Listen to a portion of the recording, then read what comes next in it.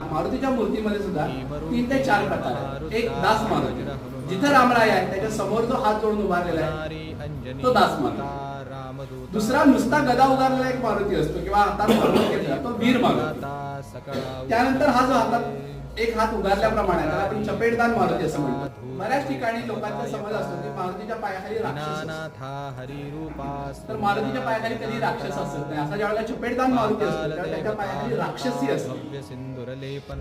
काही जणांच्या मते ती साडेसाती किंवा ज्याला आपण पनवती म्हणतो तो त्या पनवतीला मारुतीरायानं स्वतःच्या डाव्या पायाखाली चिरडून ठेवल्या कारणाने साडेसातीचा दोष निवारण करण्यासाठी त्या मारुतीचं दर्शन घेतात. मारुतीरायानं शनी महाराजांनी सांगितले की तुझ्या दर्शनाने माझ्या पिढीचा माझ्या ग्रहदोषाचा जो काही परिणाम असेल तो कमी होईल म्हणून अशा स्वरूपाच्या मारुतीची स्थापना अनेक ठिकाणी केली. चपेटदान, चपेट म्हणजे चापट, ती मारायला उगारल्याप्रमाणे तो हात असतो म्हणून चपेटदान.